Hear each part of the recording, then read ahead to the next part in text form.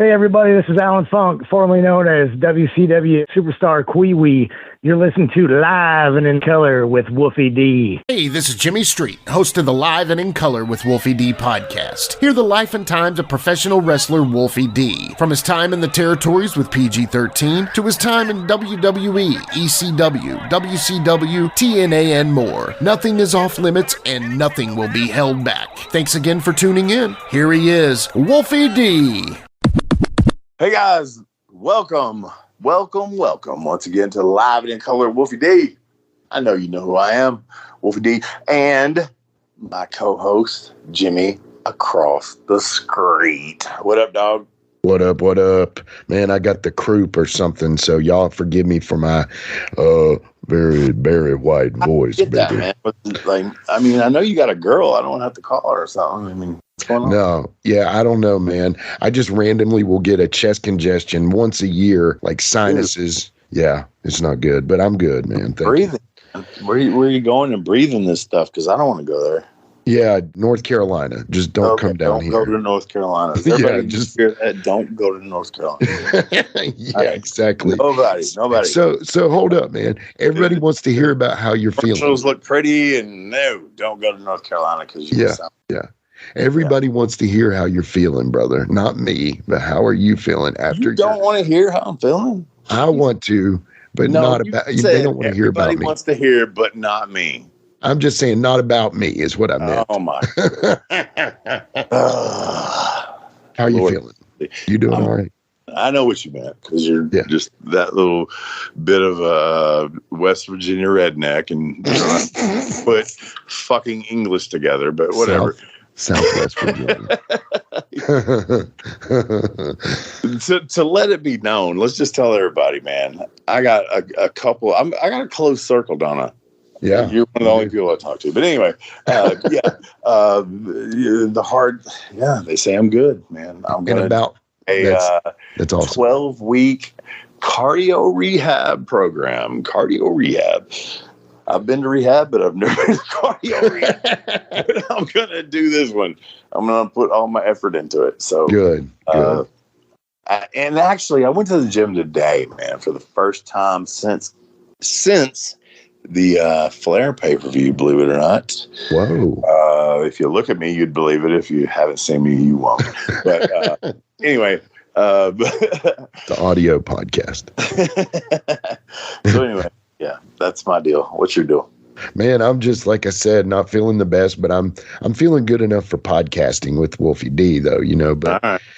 My voice is just weird because I'm hearing myself and I'm like, man, I wonder how I could get this. You sound a little nasally, just a little nasally. I mean, what it, sinus infection, probably. I don't ever do the doctor, bro. I just, You don't do the doctor? No, I mean, like for big stuff, doctor, I do. Dude. I used to not do the doctor, but I'm telling you, if I stub my toe, I'm going to the fucking doctor, man. I respect that. Doctor, because there's too much shit wrong with me. And guess what? My stub toe, in my mind, will lead to cancer in my fucking brain or something. I'm serious. It'll go right there. I stub my toe. Oh, shit. Oh, 2 days later, it rises up my leg. My hip's hurting. Then it goes, my ribs are hurting. Oh, my shoulder. Oh, now my brain. Oh, I'm dying. So to do a little housekeeping, we had a great, obviously the show with Jamie was amazing. Thank y'all for listening. You turned out in droves. Let's keep on keeping on with that. Keep on keeping on. Yeah, man. I told Jamie, I said, man, they don't want to hear you. I mean, they do. They do want to hear him, but they also want to hear me. They want us together, man. They do. That's exactly what it is. They want y'all together. Day one, he knows it, and he says it to me behind the scenes. He's like, man, I couldn't have been you without me. Yeah. But anyway, it was awesome, man. And so to those of you that are listening now, I really appreciate you after getting on here. Please go back and listen to some of the other stuff. Absolutely. And thank you for listening now. We're going to keep going. So anyway, we got right now, you want to introduce? Alan Funk, man. I mean, Kwee-Wee. Who? Yeah. What? I know, right? Yeah. Holy shit, man. I love this dude. A power plant guy, a total wrestling. Like he gets it. You know what I'm saying? He's like old school, but he didn't get a chance to. You know what I mean? Yeah. I like this guy, man. And he's got some funny stuff to tell. He's a funny dude. And I can't wait to get him on here and for you guys to listen. So, Jimmy, you know what we got to do now. Yeah. Yeah. I mean, it kind of sucks sometimes, but let's do it. I mean, shit, Jimmy, do we have to? Yeah, we do. Yeah. Are you serious? We're gonna either way. God dang it. Do we have to? I'm saying we do, but you're the name on the marquee. Well, shit. You want to just skip it? No, I don't want to skip it because I love these people too. So let's do it. Let's get back to it. After these messages. Hey folks, to get your official Live and in Color with Wolfie D merchandise, go to ProWrestlingTees.com/Live Wolfie D. Check it out.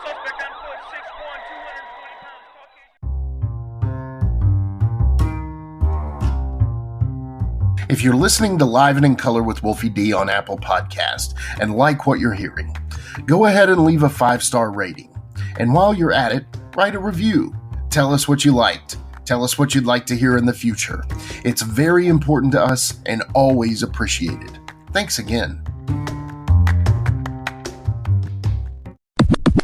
Hey guys, we're back, and me and Jimmy were just sitting here talking, you heard us talking about Alan Funk. Man, I can't wait. And, he's sitting by here just listening to me talk Kwee Wee, Alan Funk, a guy from the power plant, man. I mean, I have nothing but respect for those guys. I'm serious. Alan, what's up, dude? Hey, man. Thanks for having me on, Wolfie. I appreciate it, buddy. Yes, sir. Man, I have nothing but respect for you guys that came from there. I trained under Gypsy Joe, and, my upbringing was different than yours.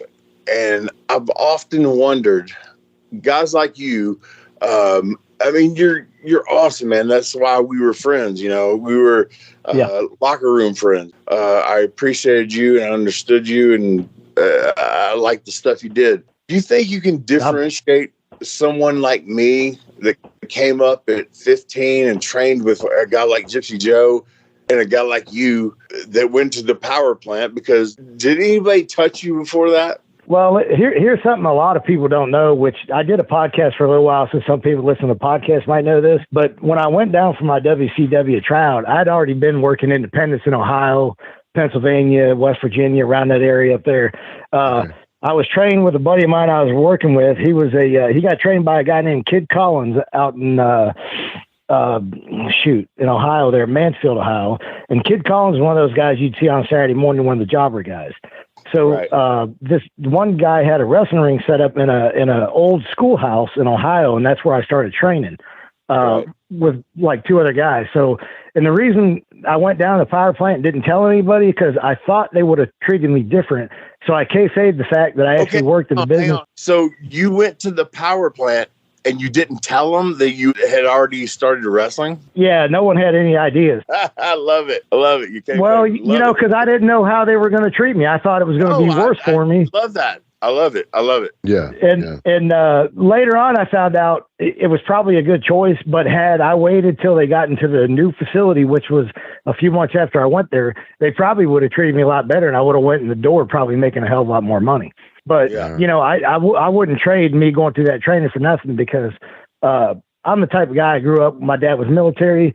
I was real regimented, respectful, which I hope that's how I conveyed myself when I was in the locker room to the guys.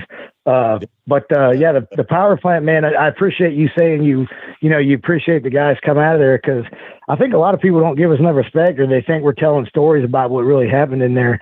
And if you ever watch like that True Wrestling or the True Story of Pro Wrestling, it was on A&E and all that stuff. And it was probably more brutal than they actually showed on TV, which, people tell me I'm working it just because I went, oh dude, it was the single hardest thing I've ever done in my life, but it was the best thing I've ever done. Well, okay. So like with Gypsy Joe and me, at 15, dude, I didn't go through shit. I'm not gonna lie. I mean, yeah. Well, let me tell you something. I met Gypsy Joe from when we used to work in Nashville a lot, but from the power plant. Yeah. And he was always a great dude, man. I love that guy. Right. But I was a young kid, like I said, 15. He didn't beat me up or nothing. You know what I mean? He took care of me because I think he knew that I had the skills to do it. And so he appreciated Well, listen, there's nothing wrong with that, man, as long as you respect the business. Oh, absolutely. Absolutely. Yeah. But, you know, you hear so many of these stories of the guys coming in and, oh, man, they beat the fuck out of me, blah, blah, blah, blah, blah. I got beat up when I was trying to drop money and Doug, and you know what I mean? I got beat up then. But yeah. Well, listen, there's kind of a fine line in between there, because what the power plant was trying to do was weed out guys that didn't belong in the business, which wasn't always the case, though, because there were some good workers that went through the power plant that couldn't last 5 minutes in there. Like, you know, guys that actually went a different route and then they became, you know, pretty famous afterwards. But, I mean, it's good in the fact that you get good athletes that have that mindset where you're not going to break them, as far as that goes. But it did run off a lot of good talent, too. Me and you have a very common denominator, man, that I didn't know until I looked something up about you. What's that? We both got knocked out by Sonny Siaki. Oh, shit, dude. Yeah, but my kind of knockout wasn't a good knockout. Mine wasn't either. Mine was. So how'd you get knocked out by Sonny Siaki? Yeah. So it was I can't remember. It was like a battle royal rumble, something where everybody comes in the ring. We were all in there, and he did that like on my back. And he does that front flip leg drop, right? Yeah. Standing, not off the ropes. Yeah. His 220, 230 hit me with his big ass and his thick legs and right on my nose, man. And it knocked me the fuck out, dude. And the next thing I remember is I'm crawling. I'm doing a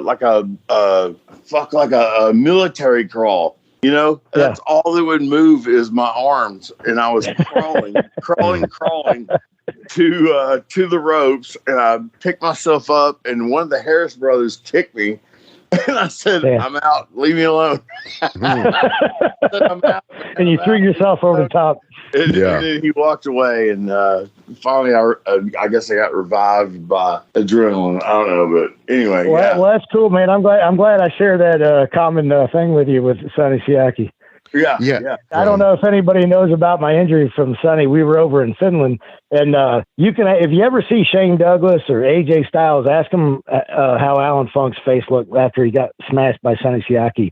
I literally, I know a lot of people know this, but if you don't know the whole story, bro, I'll tell it real quick. Yeah. So Sonny does a split leg moonsault, and here's the thing with Sonny: if I'm working with you, Wolfie, and you tell me you can do something, I'll believe you because I trust you, not because, with Sonny, it was a different story because me and Sonny were like best friends. They were all the group at the power plant were like best friends, right? So, and I never saw Sonny do it, but he told me, he said, hey, bro, I can do it. And I didn't think nothing about it, honestly, because we trained at the power plant. We come up through the power plant. And, bro, when he hit that split leg moonsault, he hit me with his knee. And it felt, I mean, you've been punched in the face before, Wolfie, right? Yeah. I think I was punched in the face by you one time. Yeah, well, I'm sorry, man. I didn't mean it. You got trained by Sarge. That was the norm. Yeah.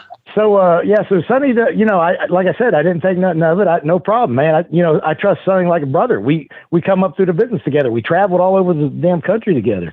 So, and I've wrestled him 100 times before that. So why would I think he couldn't do it? So, and I guess he was doing it on TNA at the time. So we're in the match. I'm Mike Sanders, my partner, and Elix Skipper's his partner. So we're doing a tag. I took it, and I had a baby. He hit me with his knee in my stomach, and I had a baby. Did also. Oh, shit. See, I wish I'd have known that beforehand. I wouldn't have done it. But I tell you what, dude, I had a little different outcome than got knocked out. But so when he hits the split leg moonsault, like he hit me and I fucking was seeing stars. I couldn't see shit, bro. And it didn't really knock me out, but it knocked me for like I was in a different dimension. His knee hit you in the head? Square in the freaking right eye. Oh.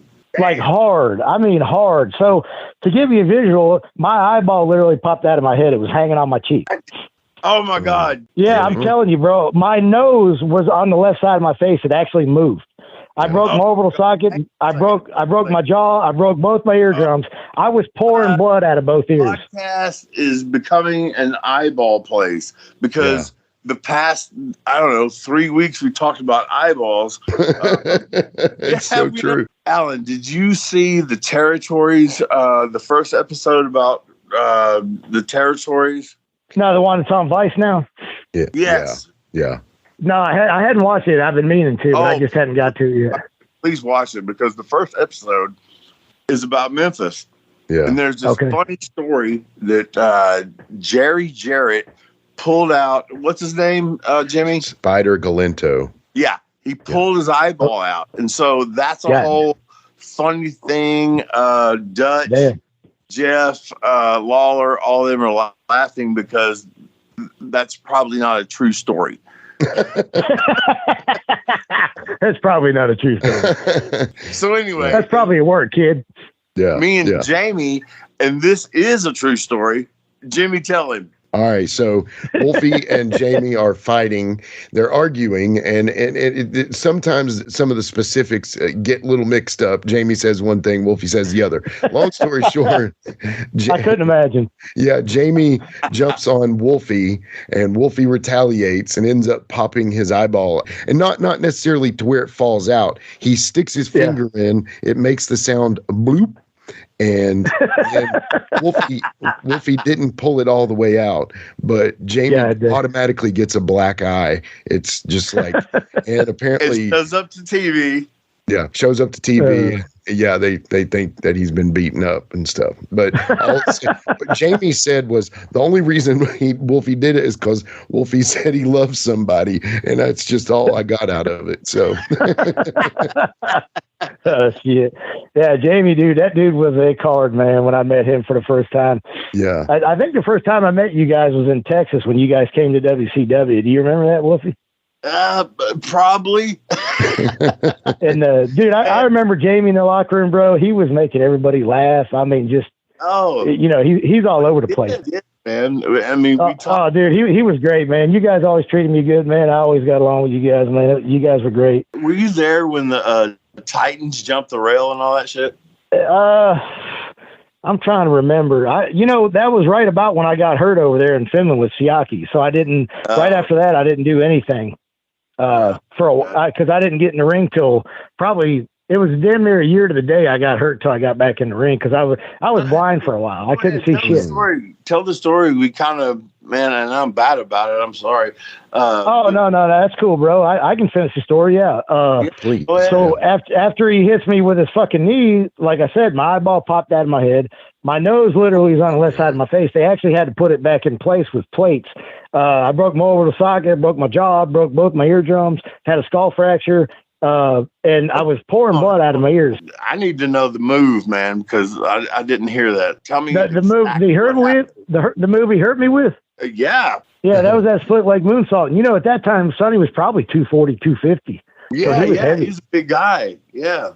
Yeah. So when his knee hit me, dude, it come around and it fucking hit me hard.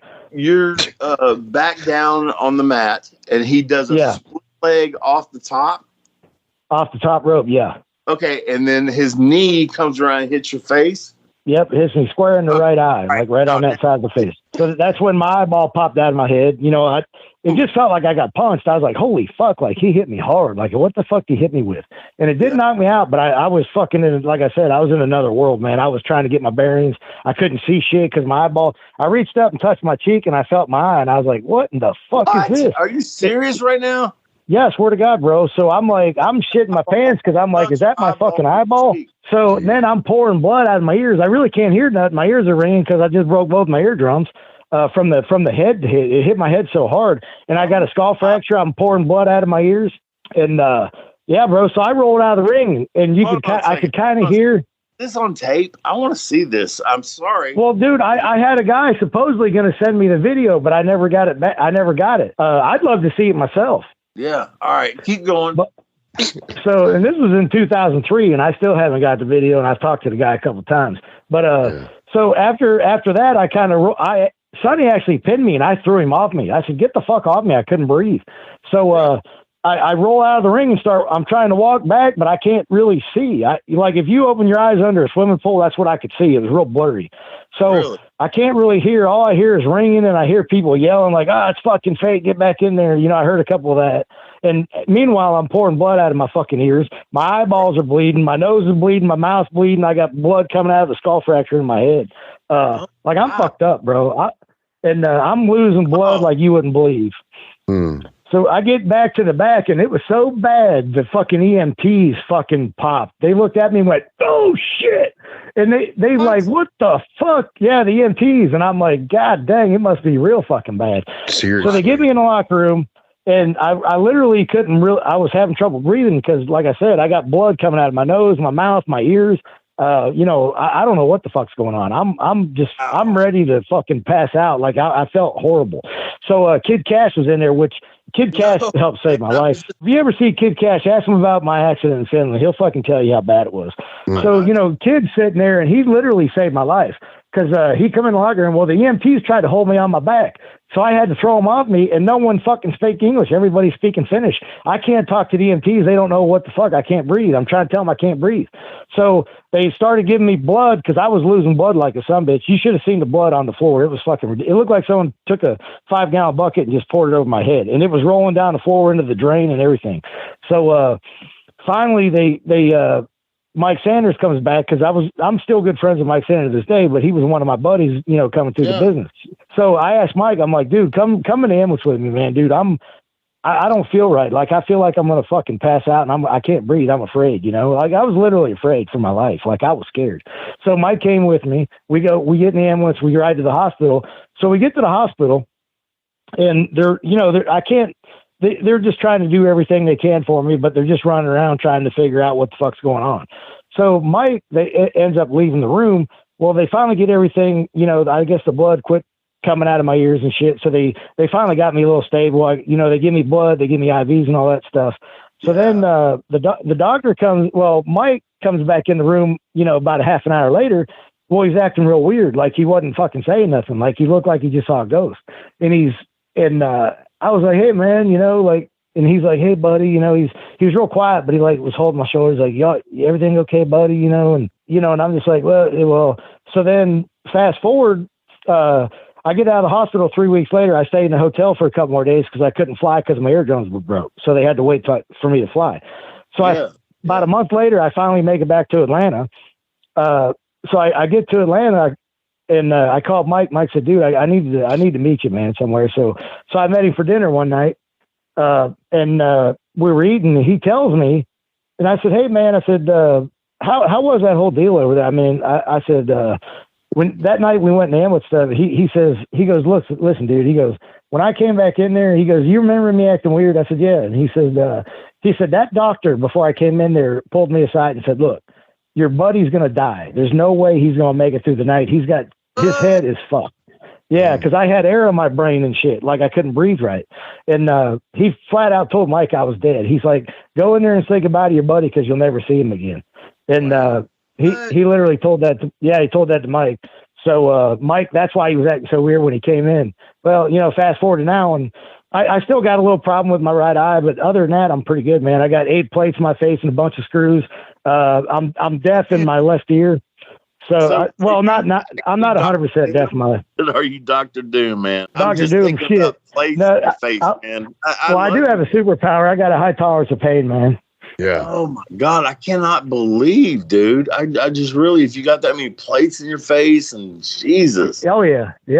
And I've looked at your Facebook, man. Just talking to you before right now, I was just, because me and you, this is what I feel about me and you, like. We didn't come up together, but we were in locker rooms together, and we worked. We were cool together. You know what I'm saying? There's those people that you may not like go out to Denny's, or you didn't come up with them or something like that, but in the dressing room, you were cool, and that's what I felt about you. Yeah, I feel the same way about you, man. You know, we can't say we were best friends in the business, but you know, we crossed paths, and whenever we crossed paths, we always got along. Yeah. And I'm trying to think, man, because, man, dude, somebody told me one time you wrestled Dusty Rhodes. I was like, no, I didn't. And then they sent me pictures of it, and I just didn't remember it. So I don't remember things. Do you remember, did me and you ever work each other? Well, the only thing I can remember is in TNA when they first started. Remember we had that battle royal and shit where the gauntlet type deal. I think we were in that together.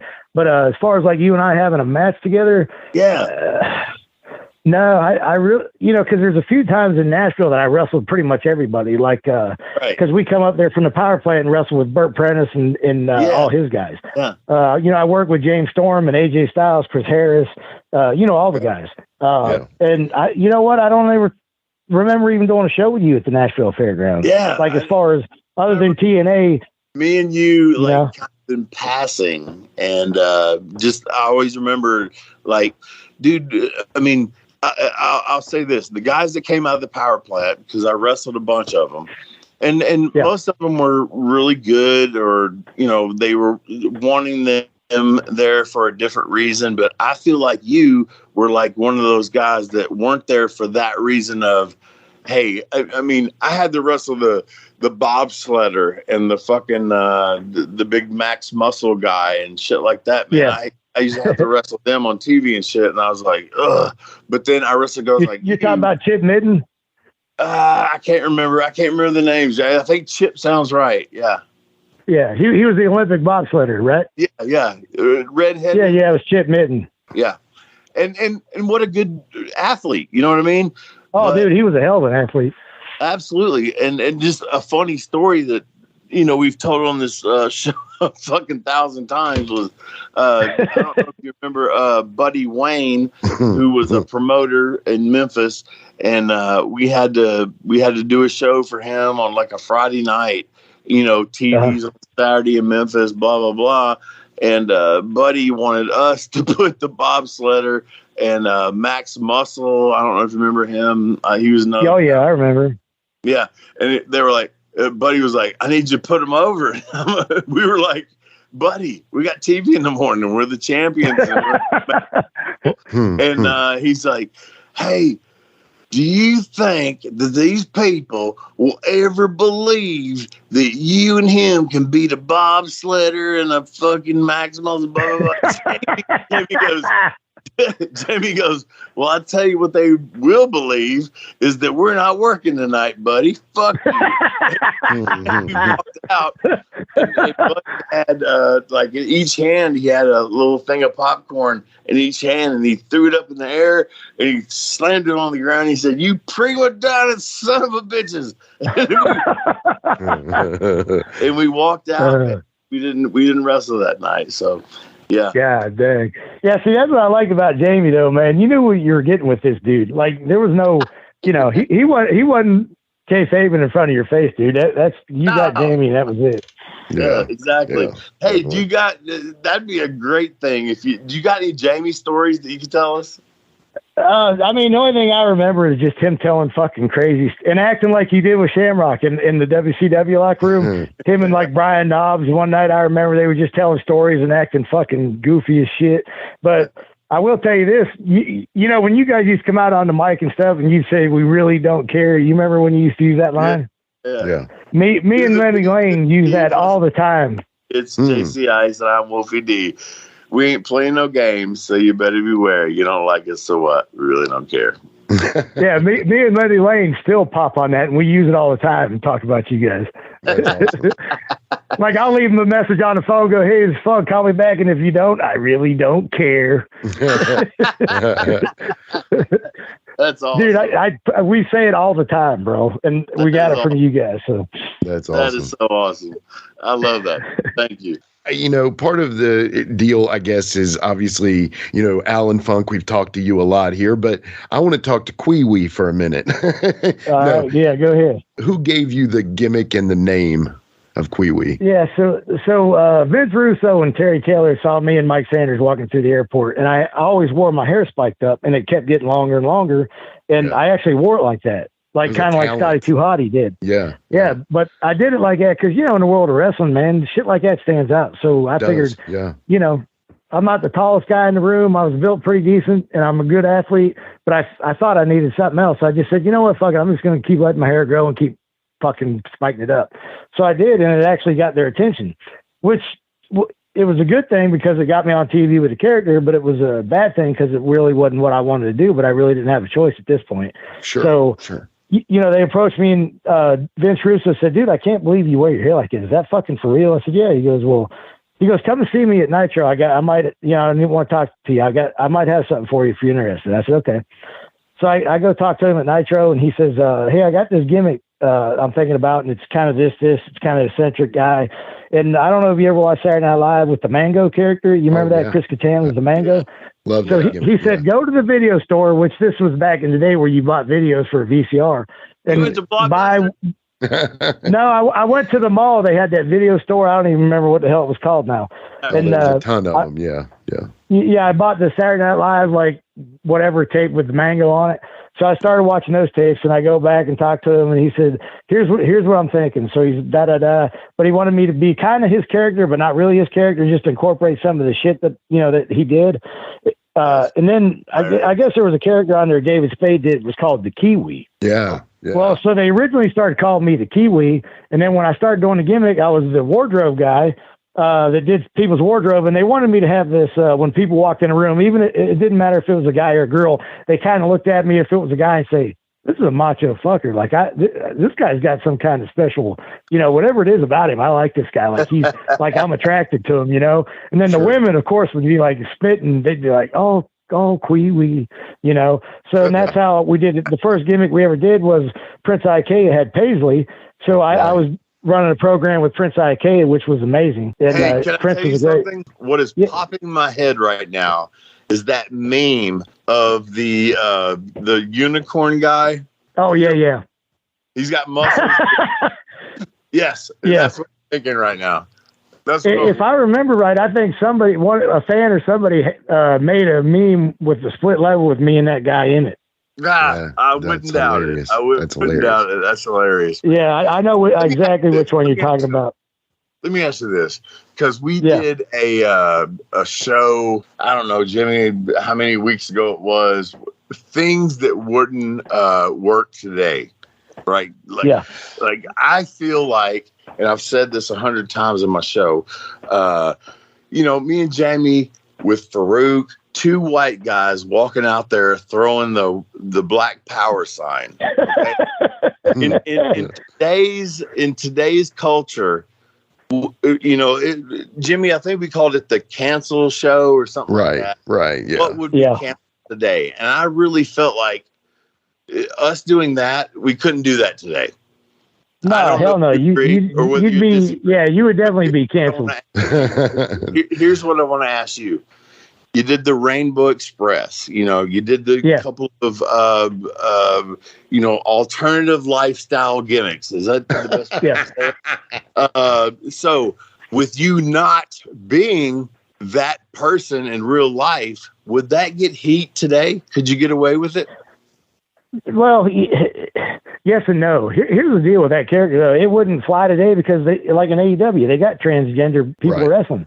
So they would shit on that Kiwi character. It's like, well, this guy's not gay, he's married, because I was married at the time and people knew that. So they'd be like, and plus, more people every day. Back then, people still thought it might still be a work, but it was coming out where it wasn't, where or everybody knew it was, they exposed the business and Vince did all that shit. And everybody knew it was a work. As you're going down this path right here, when they asked you to do that, were you like, man, fuck this, man. No, hell no. Or were you like, what? I couldn't. Right. Because if, you know how the wrestling business is. If I'd have told them no, they would have got somebody else do it. And I would have been sitting there doing the fucking Saturday night show wondering if I was getting released the next fucking day. Oh, absolutely. I totally agree. I totally agree with you. But here's my thing. I always want now with that character, I'll tell you a couple of things. When they give me that character, they said, if you get any gay chance, any homosexual, anything that sign or anything, we're pulling you off TV. And I'm like, well, you fucking guys are setting me up for failure. Like, what the fuck? And then that's why they always give me a pretty hot chick or, a semi-hot chick to begin with. And semi-hot chick. I had, Charlotte, I'm not even going to ask who that semi-hot chick was, but whatever. well, Mark Madden brought a stripper in the first fucking show, and he had a stripper from fucking Pittsburgh with him. So he's like, hey, throw her with him. So they put her with me, and I'm like, what the fuck? I got a stripper on TV, and this chick looked like a fucking stripper. I mean, she didn't look like she needed to be on TV. Yeah. So, then of course I got heat with my wife because I had to kiss her, and my wife was having a fucking fit because she was a fucking skank, Oh, man. So, man. You're killing me right now. But here's the thing that I wish people would have let me do in wrestling. I wish I could have been Angry Alan Funk. That was my favorite character to play because it's kind of me. I'm athletic and I'm kind of hot-headed at certain times when I was younger. But but in the wrestling business, I really wasn't because I tried to be respectful and I didn't want to get heat. And you know how easy it is to get fucking heat in the wrestling business. So sometimes you had to pull back. This is going to bring me to this because I know where you're going. I'm starting to fill you out, man. I'm starting to fill you out. So tell me about the military background and tell me about your childhood. And because I really believe this, man. Our childhoods, for me, I was a wrestling fan, but then there was also some trauma in there that made me really let people hit me in the head with a chair. So you tell me, what made you want to be a wrestler, man? And do you think that your upbringing had anything to do with that? Oh, yeah. I mean, my parents, my dad and mom both liked to watch wrestling. So, of course, when I was old enough, we didn't really have cable. And we were kind of a poor family. We didn't have much money. So we lived in a mediocre house, but we always had food on the table. My dad worked his ass off. He served in the Navy and the Army. He got out and was in the reserves. So he did that, the weekend warrior type thing after he did his job all week. But he was real regimented and stuff. And I grew up, I got my ass whooped. If I did something wrong, I got the belt. You know what I mean? You at dinner, you ate all your fucking food and you got your teeth knocked down your throat and you had to eat it with a sore fucking lip. That's how I was brought up. And which it helped me in life for sure. But I think it hurt me in the wrestling business because I was too respectful and I was too nice and I let people walk all over me. That can be a thing, I think, because I was very respectful. And I appreciate that you say that because I feel like I was the same way, man. I let people... just because I wanted to be a wrestler. You know what I mean? Yeah. Yeah, you didn't want to lose your spot, bro, right? Yeah, but I also respected the people above me, even though sometimes I thought, man, they're trying to get me. You know what I mean? I know exactly what you mean. And that was, the reason that I really couldn't turn down the Queewee spot because, like I said, they'd give it to somebody else, and I'd be probably worried if I was going to have a fucking job, So, looking back on it now, would I have done some things different? Probably, but I would have told him I was a wrestler when I came into Power Plant. But that's stuff you live and learn, and I wouldn't take back anything. I had an okay career. I got to do what I loved, and I got to meet cool people like you, and we're still talking to this day. So stuff like that makes it worth it. Yeah, absolutely, man. And so I grew up in a small town. I always wanted to be a wrestler. Told everybody I was going to be a wrestler. I told everybody I wanted to be an actor or a wrestler. And I was really small. I graduated high school 105 pounds. How tall are you? Well, now I'm 5'9". So here's the deal. A year after I graduated high school, I grew 7 inches a year after high school. So I was about 5'2" in high school, but I was 105 pounds. So, and people always knew me as, they knew me as, they pretty much called me the Hulkster because, when I was a kid, I was highly influenced by Hulk Hogan, which at that time, in 7th, 8th grade, I seen him in fucking Rocky 3. I'm like, who the fuck is this guy? And then I started watching wrestling. I see him beat the Iron Sheik. I'm like, this fucking guy's like unbelievable. Like he's bigger than life. And back in them days, he was. Hulk Hogan was your influence? Oh, yeah, definitely. There's no doubt about it. But, I grew up watching him and Macho Man and Paul Orndorff, and it was great because I actually became friends with all these guys. I used to work with Macho Man after the wrestling business when he had his music career. Paul Orndorff was one of my mentors in the Power Plant, and I became good friends with him. And, So, and me and Paul were a lot alike because, you know, he liked me. The reason Paul gravitated toward me because I reminded him of him when I trained, and I had intensity like he did, and he loved it. And, you know, that helped me become friends with him and probably helped me keep my job longer, you know, than I did. That's awesome, man, because, I mean, shit, man, that's what you got to do, man, you know? Yeah, and I didn't try to kiss his ass. He just gravitated towards me because, you know, he was like, damn, this motherfucker's got intensity, and he fucking looks good. Who cares if you did? I don't. Yeah. Because, well, I don't either, but I'm just saying I didn't have to with him because he liked me for what I did. Yeah, and dude, I love that, man. I love that, man. This is a great conversation. Let's take a quick time out and get a word from one of my dope-ass sponsors, and we'll be right back with more Live and in Color with Wolfie D.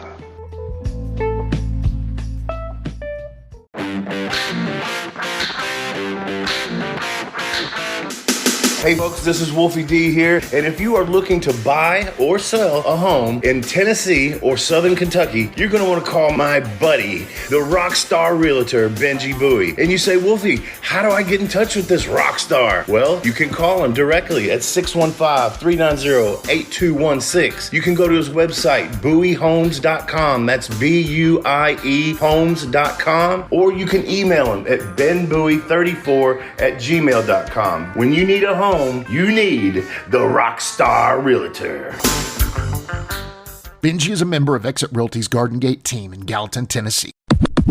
You know, loving that old school shit and loving the old guys, and man, me too, man. When I got in the business, man, I always gravitated, man. You would think me and Jamie got hired in USWA. I was fucking 18 years old, and you would think, you know, I would gravitate towards anybody else, but there wasn't anybody else at my age. So I'm Tommy Rich and fucking Doug Gilbert and the rock and roll, and you know what I mean? It's like, I got a funny story for you. So in the Louisville Gardens with USWA, Randy Hills was down there, right? Yeah. So we drove from Ohio up there one night on a Wednesday night. I don't remember seeing you there though, but that might have been before you got there. I don't even remember what year this was. This was probably a 94 maybe, 93 maybe. I had to be there in 94 unless I was in Mexico or something. Yeah, it was a Wednesday night, I remember. So I don't know if you ever remember meeting this guy. His name he went by Michael Firehouse. He was a worker. Michael Firehouse. I can't remember. He used to come down there and try to get a job all the time. But he was pretty much the shits, but he thought he was somebody. But, I mean, and that's the guy that owned the wrestling ring in the school that I was telling you about earlier. All right. So he asked me if I wanted to drive down there one night. So listen to what this fucker did. He's such a mark. So I remember it was Randy Hill's birthday. So his Michael Firehouse gimmick is, you know, he's a fireman, and he was legitimately a volunteer fireman. So he wanted to do that. So it made his gimmick more real. And what town? So, well, he was from Ohio, in Minerva, Ohio. But we went to the Louisville Garden down there at the USWA. I think it was a Wednesday night, if I remember right. Well, usually Louisville was a Tuesday night. Evansville. Oh, was it Tuesday? I knew it was in the middle of the week, but I couldn't remember what night. I was thinking Wednesday for whatever reason. Okay, so Brian Christopher was back there when we went around the back. I think there was an elevator. Was there an elevator in the back? Not in Louisville, no. Or it might not have been an elevator, but we were around the back side of the building. Well, Randy Hill comes out, and this Michael Firehouse took a gift with him. Now, he had this motherfucker wrapped in gift wrap that had a fucking Dalmatian with a fire suit on. and because this fucking Michael Firehouse was such a mark for himself that he fucking brought this gift. And I was so done with the business, I didn't realize how fucking stupid it was. So, but now I remember it. Yeah, because he used to go down there all the time. He'd drive down there from Ohio like it was it was like a 5-6 hour drive. I think he drove down there like every Tuesday trying to get a job. So he brings this gift, and I don't even know what he brought him, but and he's telling Randy, check out the paper, that Michael Firehouse, that's the paper, you know, and I'm just, and it never really registered until I got into business, and I remembered him doing that, and I thought, oh my God, what a fucking retard. No wonder you couldn't get a fucking job other than the fact that you were the shits. You brought up Hulk Hogan earlier, and obviously every one of us are fans of the Hulkster. So I know that you actually ended up playing a character named the Funkster, correct? Yeah. So Yeah. it was fun. Yeah, I need to hear your best Hogan impersonation. Okay, hold on. Let me get a drink of water here, man. All right. I can do Hogan pretty good, but I ain't done it in a while. Okay, take your time, brother. Now, there's an interview online if you want to look it up. It's the Funkster with Bill Behrens. Even better. No, I've seen it. Yeah, I've seen it, but I want to hear from Let's you. make this even Hold better. on. Let me get you on speakerphone here because, when I do this character, Yeah. hold on a minute. Where's my speaker at? Hold on, Alan. I want to make this All right. even. I need Hulk Hogan to talk about PG-13. All right, PG-13. All right. Yeah. All right, hold on. Let me get this up here. Hmm. Okay, I'm going to act like I'm doing an interview with Jimmy. I say Jimmy Street. Is that cool? Yeah, that's great. That's my name. All right, brother. Hey, introduce me as the Funkster. Here you go. You ready? All right, I'm ready. Yeah. Hey, Funkster, I heard you got a big problem with these two fellas named PG-13. Tell them all about it. Whoa, brother, you're talking about PG-13? Dude, let me tell you something, PG-13. When you climb that mountain, brother, when you get to the top of the mountain, when you feel the real power of Funkamania, brother, just remember PG-13. Don't slip and fall, brothers, because it's a long way down, and I really don't care. Oh, man, that's awesome. Hey, I'm clapping right now. That's awesome. That is good. You got the dude and everything. I'm impressed. Because some people do the impersonation, but they don't get that dude. I can't do it, obviously. But well, see, and Macho Man used to tell me, he's like, brother, he said, and Hogan didn't like that gimmick because Kevin Nash was talking to him about it one day, and I seen Kevin in the gym, so I asked him. He's like, yeah, Hogan hates that fucking shit. And I was like, well, I didn't really give a shit because it wasn't like I wasn't a threat to his fucking job, Right. But, it's cool that he knew about it anyway, Did meet Hulk Hogan back in the day. When I first came to WCW, him and Nick were at the first house show I ever was booked on with WCW.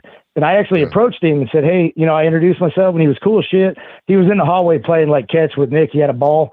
Real quick, when I was in high school, senior in high school, I caught Hulk Hogan's shirt up at the Richfield Coliseum when he ripped it off. So he actually signed my shirt for me. So I got the Hulk Rules T-shirt in my room in a frame that says, to Alan, stay strong and kayfabe, Hulk Hogan. So what you're telling me right now on my show is that you and Hulk Hogan had the Mean Joe Green moment. You remember that commercial? Oh, yeah. Hey, kid. He throws the shirt. His jersey to the kid. So I think... Yeah, hell yeah, I remember that. What I'm seeing, I don't know, but what I'm seeing right now is Alan Funk getting thrown a Hulkamania T-shirt. Yeah, but it was during the match. It was a live match in Richfield Coliseum. It was a house show. That's amazing. He throws the shirt out. I catch it. It was actually the second annual Survivor Series way back in the day, like 88. It was in 88. Yeah. So I got the shirt, and I was so nervous somebody wanted to steal it because I actually got in a fight with an older guy with it. We were tug of war, and I was ready to beat his ass just to take the shirt. And so I finally got it off of him, and I shoved it down my pants so he couldn't get it. Oh, my God. Alan Funk, what is your greatest match ever? Dude, I had a lot of them. I don't really like to say I had. I'm gonna tell you, I hate that question when people ask. You hate that question? I've got a lot of matches that are my favorite for different reasons, and I'm pretty sure. Yeah, me too. Right. So anyway, what? But I'll tell you one that stands out that really that a lot of the guys popped on. I actually wrestled. Well, I take it back. I do have a favorite match, even if it wasn't the greatest match ever. So when I was in All Japan Wrestling, I went over there the year before I got hurt by Sonny Siaki, and then I went over there about a year later, and then I wrestled over there quite a bit for All Japan. That's when Muda and Kaz Hayashi had the book. Hey, do you think that Sonny quit because he hurt me and you? Do you think he felt bad, and it was me and you that made him quit? No, he don't have no damn conscience, man. No, I know you ribbed me. Sonny quit because he gave his kidney to his brother. 3 days. Why don't you tell the people about that? You kept saying. Oh yeah, let's tell that damn story. I'm supposed to do this 3 days ago, and then Jimmy kayfabed us, and then I was gay and yeah. So this whole time, Whoopi sending me messages, like a text message gimmick, and he's like, "Hey, Alan, my co-host is sick, man. Can we do it tomorrow?" Yeah, no problem. So then the next night, hey, Alan, you're gonna fucking hate me. I'm not ribbing you. I really want to. I'm not working you. I got to take my my girlfriend's daughter to dinner. It's her birthday, which that's cool, And I was like, yeah, no problem, whatever. So then. Actually, I think this went on for like a week. He said something about, his toe hurt or something. I don't know. And then finally today, so I sent him a text message saying, hey, is this rib still continuing or are we on for today? Best rib ever. Oh, that's funny. All right. So anyway, where were we? Hell, I don't even remember. Oh, we were talking about my greatest match. So, So here's a gimmick. I'm over in Japan wrestling, and I got to wrestle. I got to wrestle some great fucking guys in Japan, bro. Like some of the older guys that people wouldn't know. So I get to wrestle Kojima, which was the biggest star at the time in Japan. Wow. So I wrestled Kojima. I get to wrestle Kawada, which is a fucking legend. I was like, fucking yeah. I get to wrestle Kawada. So then I go to the arena and there's a guy that wrestles for All Japan. His name's Kaya. I don't know if you know that guy or ever heard of his name. I've heard of him. Yeah. Taya Kaya or something like that. His name is, but he's one of the, he's from Hawaii, but he went through the dojo. And he was a hell of a worker, man. He was a great guy, real cool dude. Always took care of me. So he comes up to me one night. And, I wrestled over there with ECMO too, Eddie Fatu. So he come up to me one night and he goes, bro, you're wrestling Muta in the main event. And I said, what? I said, I'm wrestling Muta. I said, yeah. I said, I don't fucking believe it. So I look at the sheet and of course it's in Japanese, but I knew what my name looked like and I knew what Muta's name looked like. So I go up there and I'm like, holy shit, I'm wrestling fucking Muta. I got fucking instantly. Awesome. I was like, this is fucking insane wrestling Muta in Japan, for the main event. I fucking shit myself. So, and here's what even made it better. How was that? Well, here's the beginning. Here's what made it fucking unbelievable, Woofy. So I go in the locker room. I find Muta. And, they're real respectful in Japan, and I'm real respectful. Yeah. So I walk up to him. I'm kind of like bowing how they do and say, hey, Muta-san, and shake his hand. He's like, oh, yes, Funkster, have a seat. So I sit down. He's like, yes, Funkster, listen to Muta. He said, Muta, this is what Muta, he goes, this is what Muta wants to do. I said, whatever you want to do, Muta, so you just let me know. He was talking in third person to you? Yeah, pretty much. Yeah. That's how they talk over there. Right. But listen to what he said to me. He told me exactly like this, and it fucking blew my mind. He said, and it was one of the they're trying to get me over there because they want everybody to be somebody. They want everybody to be a superstar. They want to sell fucking tickets. They want people to, come and watch them. So he sat me down. He said, listen, he said, Funkster, you do all your special moves to Muta. Muta will sell for the Funkster. And I said, what? He said, yes, all your special moves, you do Muta. Muta sell. Everybody in Japan, they know Muta. Some people know Funkster, but we get Funkster over. You do all your special moves, Muta. Muta sell for the Funkster. And I said, holy fuck. Could you imagine Hulk Hogan doing that to somebody over here? That's fucking awesome. Yeah. Dude, that's amazing. Listening to you. Yeah. Yeah, it was amazing. Like, could you imagine sitting there with a great Muta? Like, he's an icon. No, I can't imagine that. That's awesome. And he said that to me, and I fucking couldn't. I'm sitting there going, this would never fucking happen in the States. Never. Right. Yeah. Like, nobody wants to fucking. That ever happened to me was that Abdullah the Butcher wanted me to wash his back in Puerto Rico when no one else was around, and I was 19, and you're getting the great Muta to sell your moves. Fuck, man. Yeah, dude. To me, I was like, you know what? I don't even give a fuck if the match is any good. Muta sat me down and fucking said he was going to sell for me and get me over, bro. That was unbelievable. Hell that's yeah, amazing. That's awesome. So I can't go on without asking this. How was the match, man? Oh, the match was great. I mean, good pops. He did the Shining Wizard. He let me do the Shining Wizard to him too. Really? Is that? Can I watch that?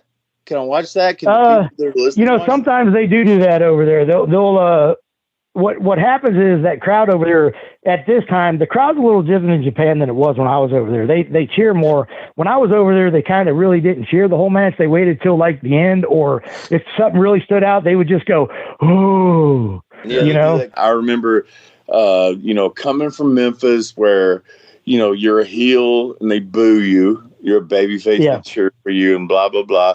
Then we went up to ECW and stuff like that, and they cheered for your good spots. And then WCW, same thing. But I don't know. I've never really liked that because that's not what I grew up on. That's not what I signed up for. So I don't know. How do you feel about that? Well, the way I was already smartened up to it from like Sarge and Paul. So I didn't mind it because it was a respect thing for me. That's how the fans were, and that's how they respected the wrestlers. So I didn't mind it that much. It took getting used to for sure. Because, you're like, fuck, these fuckers are just sitting here like they're bored. But they're really not bored. That's just how they are. Man, when I got in 1989, 1990, I was a 15-year-old kid, and I'd ride in the damn floorboard. And have to get out, down the road and walk because I rode with the heels or something like that. And I don't know, it's just different now. And I'm not saying I'm an old fuddy-duddy that, doesn't understand, because completely I do. But I just, man, it was so much fun then when you could really work the people, man, when you could really work them. And we had so much fun doing shit like that, man. The territories. Dude, there is, I don't regret a lot of stuff in my life, but I do wish that I could have wrestled in Memphis. I never got a chance to wrestle other than with WCW, but I'm talking like the old territories, what you guys, you tell me that story with how you guys walked out and weren't going to work that night. I would have loved it, man. Cause that's kind of my ball. That's my ball field. You know what I mean? Yeah. And you would have been great there, man. And I'm not going to lie to you, man. I've been stalking you a little bit just before we talked, and man, you still look great, man. How old are you now? Yeah, I turned 51 in July, so I'm 51 years old. Oh man, I mean, I'm fixing to be 49, but I've had 2 heart attacks, and you haven't. And well, it wasn't from the lack of gas, I can tell you that much. And always, me and you, we're in Bert's stuff here in Nashville and stuff like that, and I always thought you were a really, really, really good worker, man. And I appreciate that, man. Yeah, I appreciate your type of person in the business, because I don't have like dumb shits on here. I really don't. I like people that business shit like that. I don't know, Jimmy. Have we had any dumb shits on here besides Jamie? No comment. Anyway, hey, Jimmy, I know you. Okay. Alan, he's got this little segment that he likes to do because I don't keep up with wrestling. The only thing I see is like on Facebook and stuff like that. He calls it current affairs, and he likes to ask me shit and my opinion, what's going on. And I'm like, I don't know. But guess what? Today, I'm throwing it on you, man. We're going to do current affairs. Well, that's just great because I don't watch the shows much either anymore. Good. That makes it even better because that's what Jimmy likes, is that we don't watch it, so we'll just give our old school opinion. And so anyway, current affairs. Is that Jimmy? Look how I did you. I fucking hooked you up. DJ, hit the music. It's a current affair. It's a current affair. It's a current affair.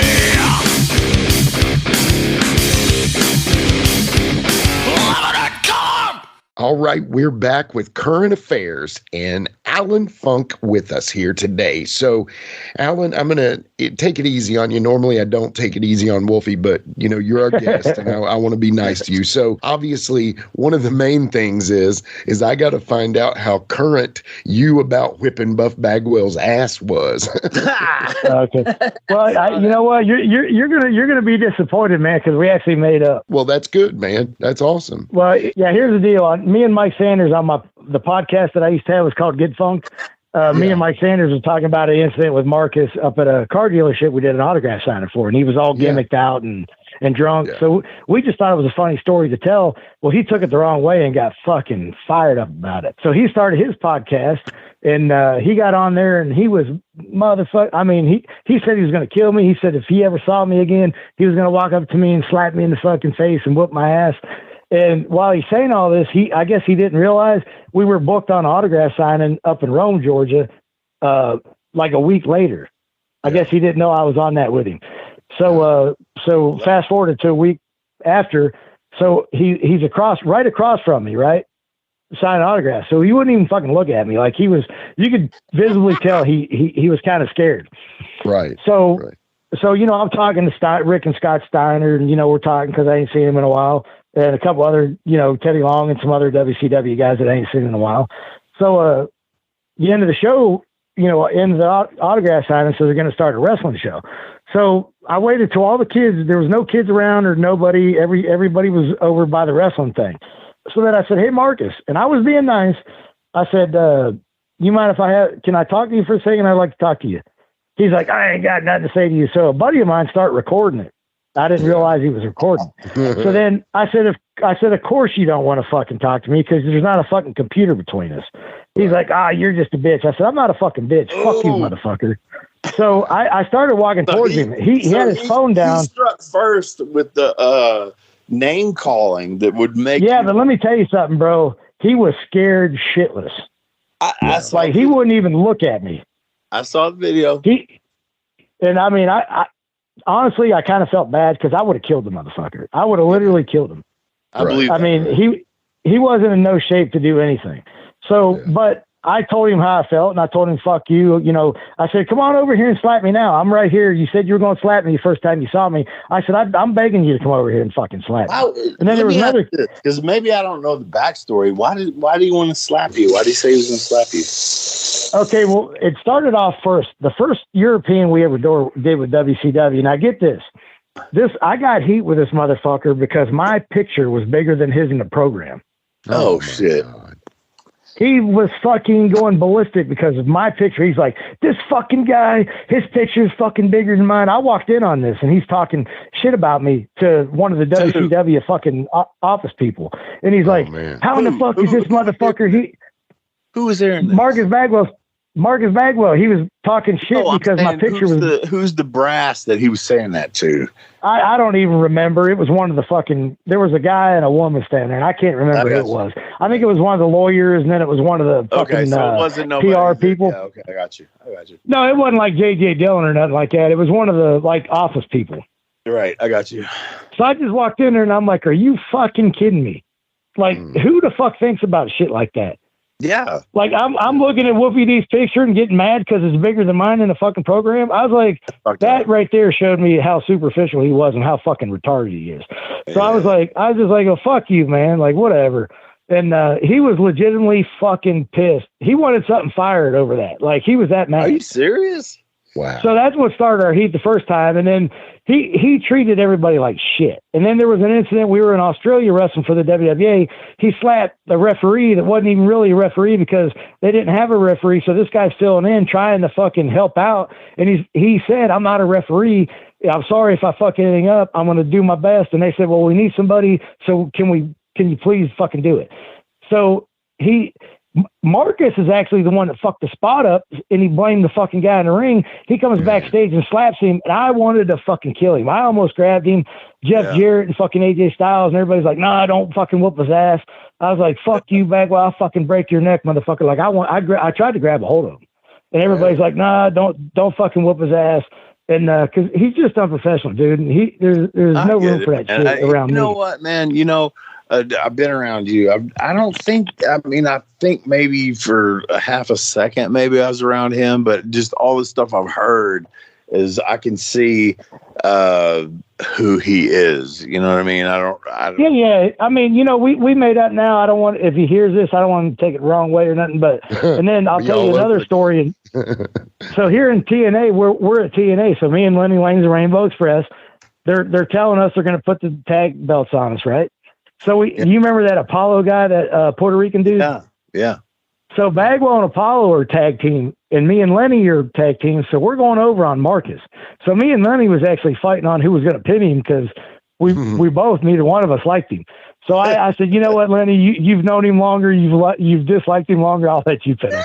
So, but you disliked him longer. Yeah, that was pretty much the conversation. That's the greatest thing I've ever heard in my life. Yeah. So then, but before the match, check this out. So we were at the actual the auditorium where they held Jeff Jarrett's last match. We weren't at the fairgrounds this night. We went to the auditorium. Yeah. So we're in the locker room, and Bagwell's sitting on the couch because it was kind of like the one outside, and then you go back to the lockers.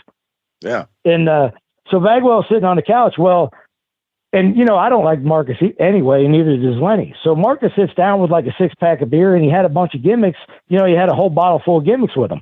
Yeah. So I walk out there and I see him getting ready to fucking take this shit and drink some beer. And I said, I'm not getting in the ring with this motherfucker if he's fucked up. Or otherwise, I'm gonna shoot fucking whoop his ass. So I went back and told Lenny. I said, Lenny, this motherfucker's out here on the fucking couch getting ready to drink some beer and take all these gimmicks. Lenny's like, are you fucking kidding me? I said, I'm going out there and I'm gonna fucking beat the shit out of him. I said, let's go. Lenny's like, oh, bro, no. So I walk out there and he's sitting on the couch. Instantly, I said, Marcus, I said, are you drinking that beer and taking them fucking pills? He said, yeah, I was thinking about it. So I go in there.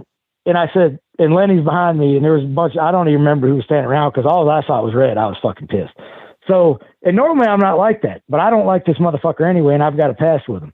So I look at him and I said, Marcus, are you going to fucking drink that beer and take them pills? He goes, yeah. And I said, well, I'll tell you what, you got 2 fucking choices. I said, I'll whip your fucking ass right now, or you go tell fucking Jerry Jarrett to fucking rebook the fucking matches because I'm not fucking working you. And he's like, he goes, are you fucking serious? I said, motherfucker, I give you 2 choices. Pick one right fucking now. And he's looking at me all fucking dumb. That's the most incredible thing I've ever heard in my life. And so Lenny's like, dude, fucking calm down. I said, no. I said, Marcus, you got 2 fucking choices. Fucking make one real fucking fast. And I said, if you want to go fucking tell Jeff and Jerry to fucking rebook the match, go fucking head, because I ain't fucking working you. I'm going to whip your ass right fucking now. And so then he put the shit in his bag. And I said, don't let me catch you fucking get that shit out of your bag. And then I walked away from him. And as far as I know, he didn't do anything because he seemed fine during the match. So, awesome. We worked him, and Lenny ended up pinning him. And, that's the story. So that's awesome. But Marcus's mom died a few months ago. Did you hear that? I think I saw that. I did hear that. Yeah. So, my mom passed away, so I know how it feels.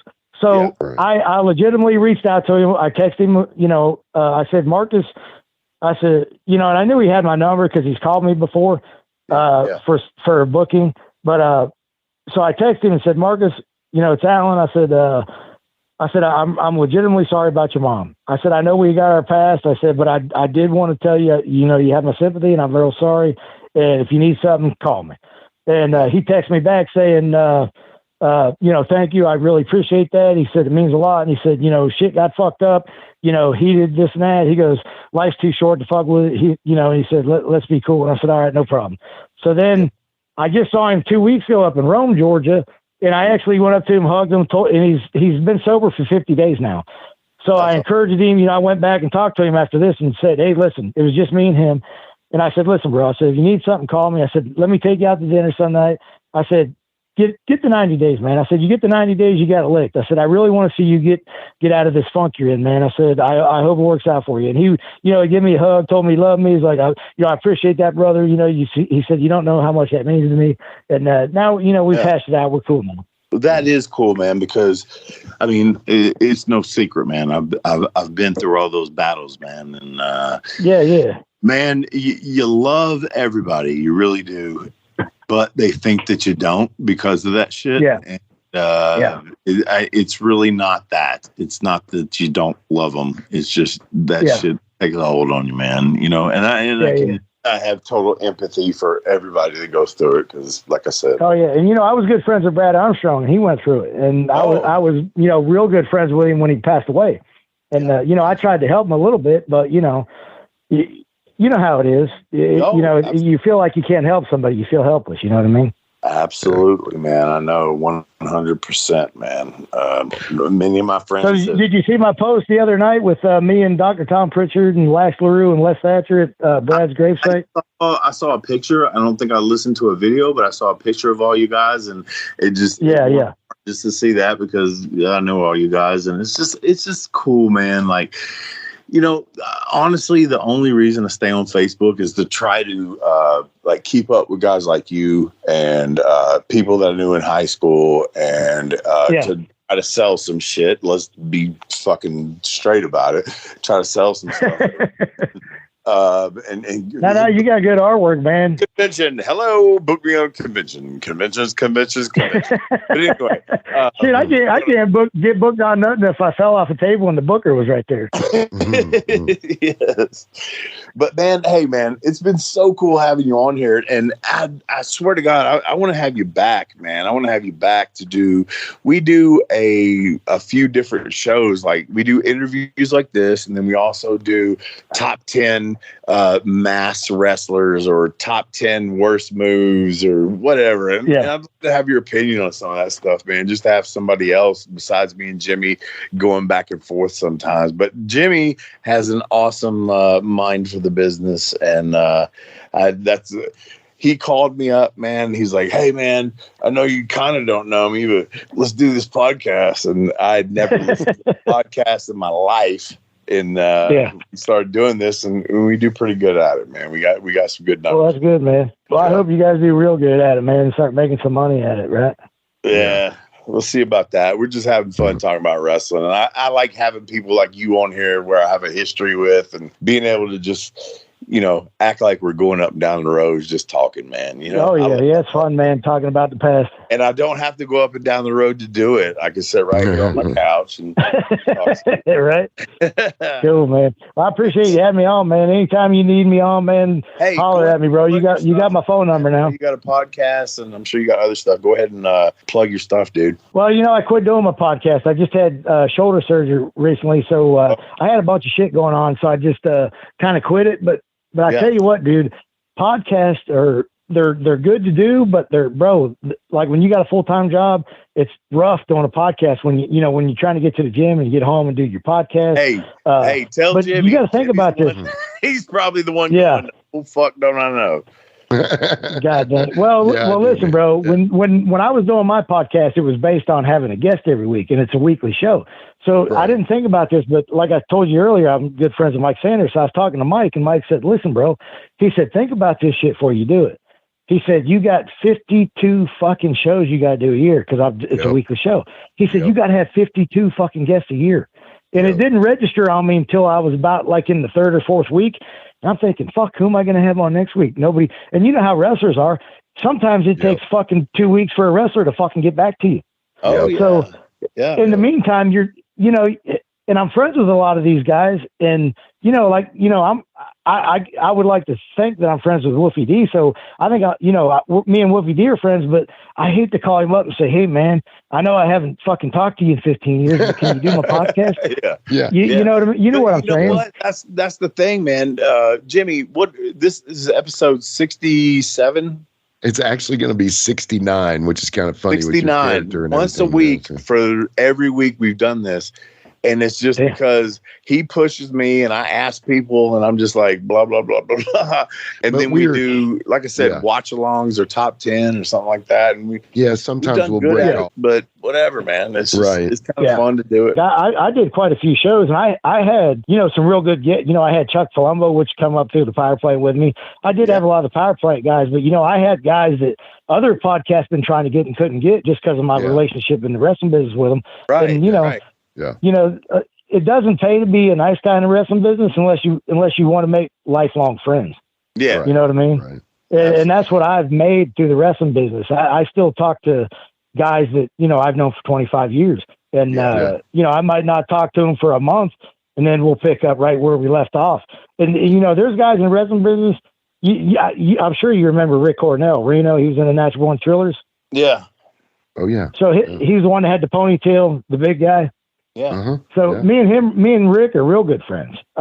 you know, we'll tell each other we love each other like brothers. You know what I mean? So, you know, that's stuff in the wrestling business that, you know, you might be able to find that in other businesses, but it seems like in the wrestling business, when you connect with somebody, it's different than any other relationship you have. Friends for life, if you connect. Yeah, man. But the thing about the wrestling business is that everybody is so far apart. You know, that's the weird, cool thing about it. You know, me and Jamie, man, I love him like a brother, but I hate him like a brother. You know what I mean? God. Anybody that knows Jamie knows exactly what you mean.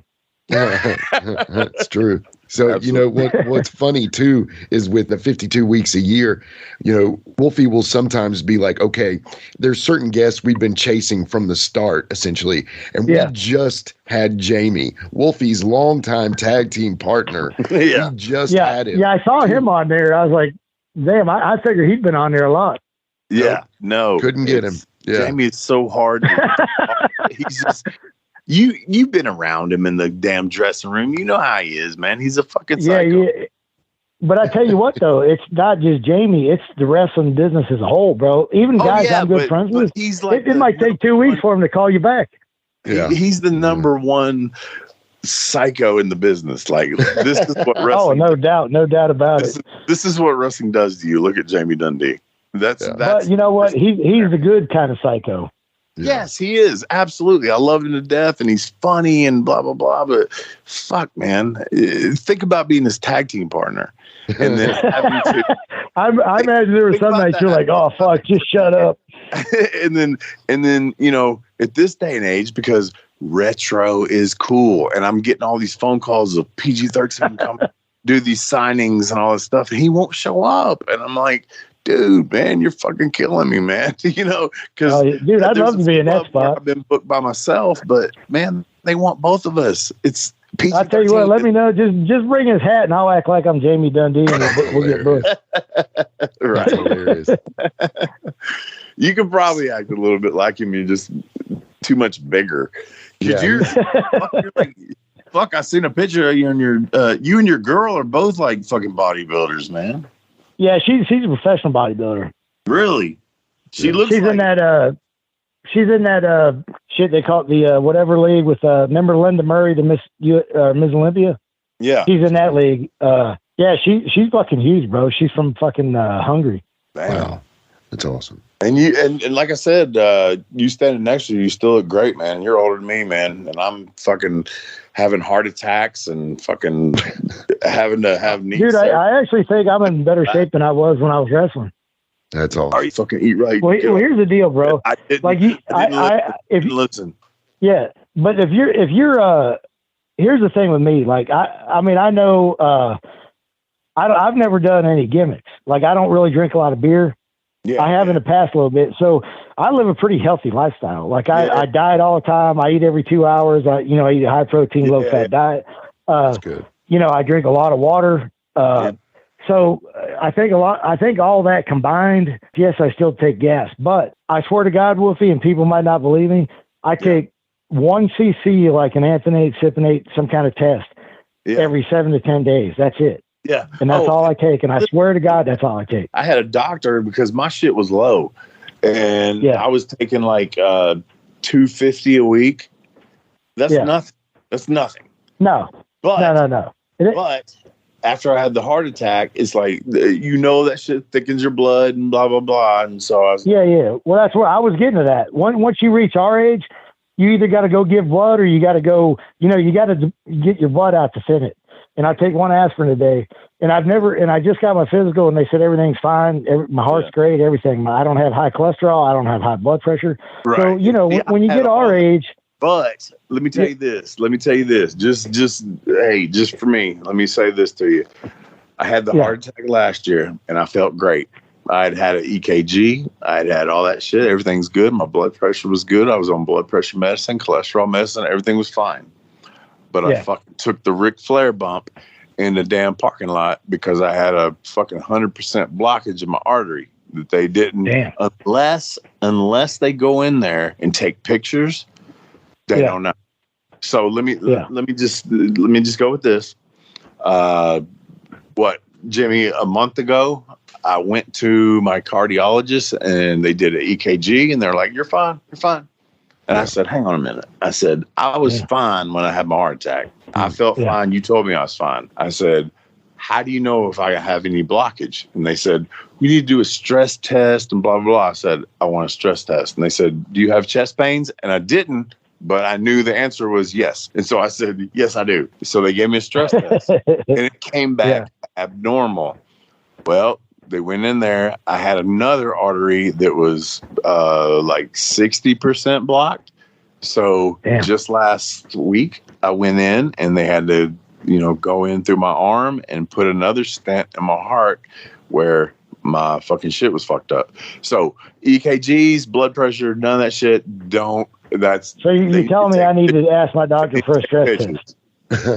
Yeah, man. And, you're older than me. Fuck, I'm 51.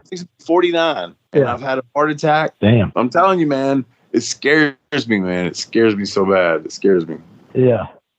Because I know what I'm doing. Well, you know what? I need to go get a stress test then. Yeah. Or just get them to do the, tell them you want an ultrasound on your heart and stuff like that. That's where they really see shit. But the stress test does a lot more too. But anyway, I'm not trying to fucking end this thing with me scaring you. No, you're good. No, I mean, you're looking out for me. I appreciate it. Let's keep in touch, man. Next time, if you're around Atlanta or close to it and I can meet you somewhere or whatever, dude, I'll drive, an hour or so. We can hook up. Me and Jamie are wanting to do some signings and stuff like that. Neither one of us wants to wrestle. Not going to do it. But if you know anybody that wants to do a meet and greet or something, man, throw us out there. Yeah. I'll look out for you. I mean, I tried to get on that deal with in Winston-Salem, I think it is, at WrestleCade. But I was trying to get on that with Lenny and Lodi, but of course, I always get shit too late, so I can't get on it. Yeah, I hear you. WrestleCade's one of those big ones. You got to get a vendor to bring in to make it worth your while. They're fun though. I like going to those. Yeah. Things. But, they're fun, man, because you get to see a lot of the old boys you hadn't seen in a while. Yeah, it's cool. Yeah, and make a little money and just hang out. Yeah, cool. Dude, that's why I drove up to Nashville that weekend for Flares, man. It was, I saw a bunch, I saw Brian James and Scotty, and I didn't see you because I was there on the. I was a producer on the Flair match. Yeah, well, I was at the expo. I didn't go to the matches because I left early Sunday. Yeah, I didn't go to the expo. I was just there. I did the Bunkhouse Battle Royal. I was a producer on that, and then I was a producer for the Grisham match and shit. Now that's another funny story in itself, man. These guys don't want to listen, man. But anyway. All right. Thank you once again for tuning in to Live and in Color with Wolfie D. We really, really, really want to thank Alan Funk. This has been a great conversation, man. One of the old school guys. He learned the right way through the power plant, and what a good wrestler he is, man. And what a good guy. So I want to thank everybody. Thank you to our sponsors. And if anybody wants to be a sponsor, please reach out to us. Live in Color Wolfie D with my boy Jimmy across the street. Thanks for listening.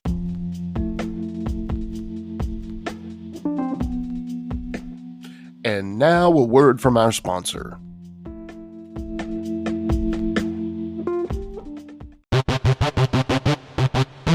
Ladies and gentlemen, welcome to Give Me Back My Pro Wrestling, the podcast that's based on the old school, but can still help you find the good stuff from today. Jimmy Street and the Plastic Sheik, Jared, are the undisputed tag team champions of the wrestling podcast world. From thought-provoking topics to superstar interviews to action figure expertise. This team does it all. And all they ask is, give me back my pro wrestling.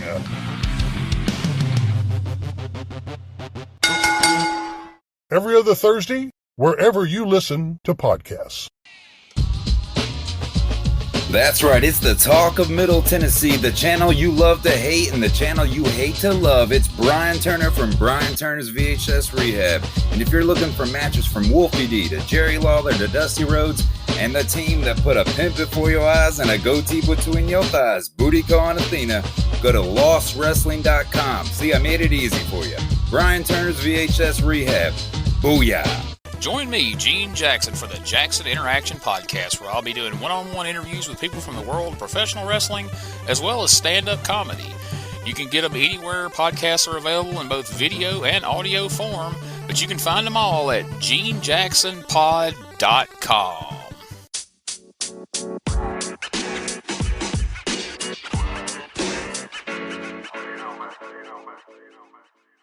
So that was another great episode. Hey, Wolfie, tell them where they can find you on social media. Jimmy, they can find me in the club, bottle full of bub. I'm just kidding. They can find me on Facebook.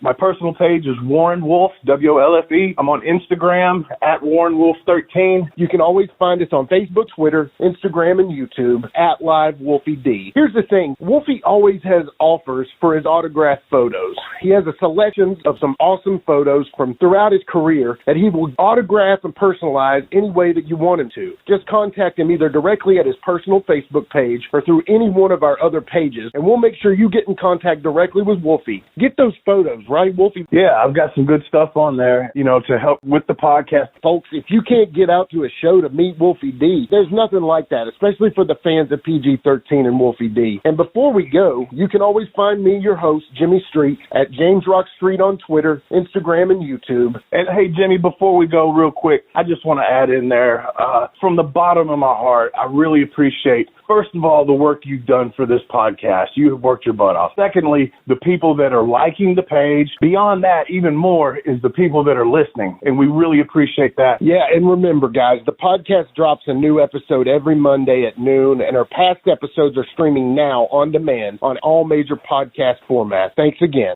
I got a cap for your dome. He got a cap for your dome. I got a cap for your dome. He got a cap for your dome. He got a cap for your dome. And here we go. The original white boy that came out sagging, not bragging, don't be hating, cause I'm spitting the truth. Still livin' in color. From Rush your mother, utilize a hubcap unlike any other. Back in the day, I was NOD, and I was P to the G, plus the 1 and the 3. In case you forgot, they call me Wolfie D. Been cloned and copied so many times, tired of suckers taking credit for what is mine. You know who you are without me name dropping. Wrestling's first white boy coming out hip hop. Been doing it like this since 92. Laid low for a while and you thought I was through. Listen real close to these rhymes that I've injected. This shit's so sick it makes your ears get infected. Mad skills, no faking, there is no one great. Cause I'm bringing more folks than Obi-Wan or Vader. Not here to play games, so you better beware. You don't like me, so what? I really don't care. Like time I keep ticking and I can't be stopped. You sucker step to the side unless you wanna get dropped. With my finish, I'll straight knock you out. Please allow me to tell you what it's all about. Gonna wind it up, then I'm driving it home. It's Wolfie D, baby. I got a cap for your dome. I got a cap for your dome. He got a cap for your dome. He got a cap for your dome. This has been a James Rock Street production.